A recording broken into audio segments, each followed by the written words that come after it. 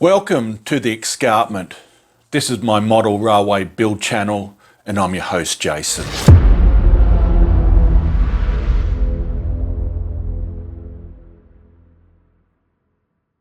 In today's video, just a bit of a running test type video. So with the number of things that I've done, and you would have seen in my last video, I thought I'd just go around and run some trains just over those areas just to do a bit of testing, and I thought I'd just share that experience with you. Just on a side note, I guess over the last couple of weeks it's been fairly quiet around here. You see, I was just looking back at the calendar and didn't realise that coming up this July, this will be my 4th year building this layout, and it's been quite hectic and full on. So I guess over the last couple of weeks, I've just decided to back off a little bit, have a bit of a break. Look, I've had some family down over the last couple of weeks, so that was good. You know, I haven't been in a rush to sort of get back up here and get stuck into it again. So I may just take another couple of weeks just to plot around. I've got some other projects that I've been doing, so that's sort of been keeping me busy. Now, before I sort of take you through some of the running sessions that I did when I was testing some of the track up here with the coal loop as well as level 2 locomotive depot, there was a piece that I actually forgot to show that I had actually completed in the last video. So before we get into that, I'm going to go and show you basically what I've done to set up my command center up there, because basically I've got my power box over this side of the layout. I've got the command center up here, which basically runs a wire over to the boosters, but I've done some other bits and pieces up here, so I'll show you that, and then we'll have a bit of a running session with some trains in some areas that you haven't seen before. So just before we get into some of the runnings of the train and testing the track, thought I'd just show you something I missed in my last video. So basically I've got my command module set up. This was sort of just laying around over the last few years, so I thought I'd better build a permanent home for it. And what I've got up here is the command center, which basically connects to the boosters via this wire here, goes up and across the roof and then across to the other side where my main power box is for the DC and also the DCC components, the breakers and reverse loops, etc. So basically I've got my power supply there, got a bit of a power distribution block there. As I said, my command center, I should say, and basically it's only got the one output jack, so I've had to put a splitter in over here so I can get power to the Wi-Fi module, so I can hook up mobile phones, whether it's Android or iPhones, that type of stuff. And then the second module I needed to go around to this other side to basically recharge my cab control when I do use it. I wanted to set this up more on a permanent basis, so I've got my ESU programmer up here. So once I get trains onto the programming track, which for those that remember, that was down here on level 2, that back line there. And so I've got a number of ways I can actually program my trains. I can actually do it via the cab on the programming track. I can do it via the ESU programmer, or I can also do it via the computer because I've got a wireless setup to do the JMRI. I think I've got that right. I hope I do. That's what I've set up on more of a permanent basis for the layout.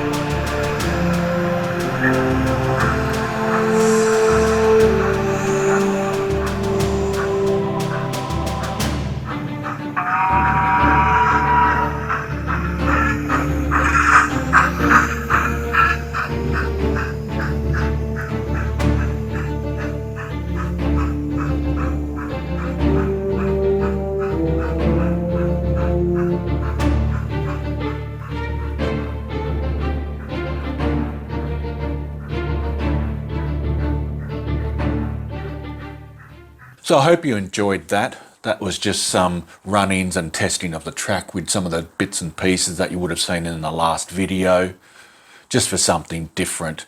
And just due to the fact that, you know, things have slowed down a little bit, I'm still waiting for deliveries. So until they arrive, you know, there's things like the control panels, which are sort of on hold at the moment. But I have actually been on the computer designing those. So I guess the design aspects are coming along nicely. It's just some of the delivery stuff that's sort of holding up bits and pieces. So with that said, this one really wasn't anything other than just to show some run-ins in those areas. So until next time, stay safe and bye for now.